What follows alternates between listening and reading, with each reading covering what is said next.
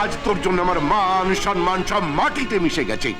আমি কি করিনি তোর জন্য, কি করিনি আমি তোর জন্য, আর তার এই দাম তুই দিলি? বাবা, বাবা কি করছো তুমি? ছেড়ে দে। একটা চোরের জন্য আমার প্রাণে কোনো দয়া নেই, মায়া নেই, কিচ্ছু নেই। আরে আমার চোখের সামনে আমার ফ্যাক্টরিটা যেদিন জ্বলে পুড়ে ছাই হয়ে গেল, আমি সর্বশান্ত হয়ে গেলাম। সেদিন আমি এত দুঃখ পাইনি যে দুঃখ আজ আমি পেয়েছি। বাবা মশাই, ছোটবেলায় আমার বাবা মা মারা যাওয়ার পর আমারও এতটা দুঃখ হয়নি যতটা দুঃখ আজ হয়েছে আপনি আমায় চোর বলার পর। আপনি আমায় চোর ভাবলেন কি করে বাবা মশাই? আপনি আমায় চোর ভাবলেন কি করে? আর সাফাই গাওয়ার কোনো প্রয়োজন নেই। চলে যা এখান থেকে, চলে যা আমার চোখের সামনে থেকে, বেরিয়ে যা আমার বাড়ির থেকে, বেরিয়ে যা। বাবা, শুধু বাড়ি কেন, এই শহর ছেড়ে আমি চলে যাব।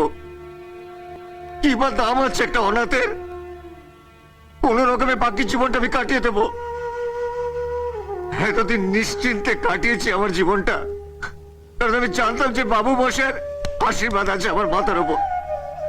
কিন্তু আজ জানলাম যে একটা অনাথের কোনো আশ্রয় হয় না, একটা অনাথের ভালোবাসা পাওয়ার কোনো অধিকার নেই।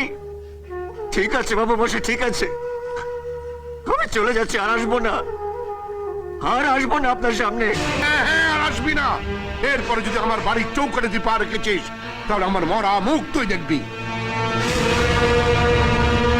ঠিক আছে, ঠিক আছে, মুখ আর আপনাকে আমি কোনোদিনও দেখাবো না। চলে যাচ্ছি আমি, আর আসবো না, আর আমি চলে যাচ্ছি। শঙ্কর, শঙ্কর শোনো, শঙ্কর, বাবাকে তুমি ভুল বুঝো না। বাবা তোমাকে সত্যি ভালোবাসে শঙ্কর। হ্যাঁ ভালোবাসে, দেখলাম তোমায় কতখানি ভালোবাসে। শঙ্কর, কি হয়েছে? এত চেঁচাচ্ছিস কেন? না মা, না, আমার সঙ্গে কথা বলো না। আমি ছোট মেম সাহেবের গয়না চুরি করে বিক্রি করে দিয়েছি। কি বলছিস কি পাগল? হ্যাঁ মা, আমি একটা চোর, চোরের সঙ্গে কথা বলতে নেই, চোরকে মারতে হয়। মারো না মা, মারো মারো। শঙ্কর, কি হচ্ছে কি? মা, সেদিন নিজে আমাকে চোর মারলো না, আমার লাগেনি। সেদিন বড় বৌদি আমাকে কুকুর বলেছিল, আমি সহ্য করে নিয়েছি। কিন্তু আজ যখন বাবু বসে আমাকে এখানে মারলো না, তখন আমার এখানে লাগেনি মা, আমার এখানে লেগেছে, এখানে।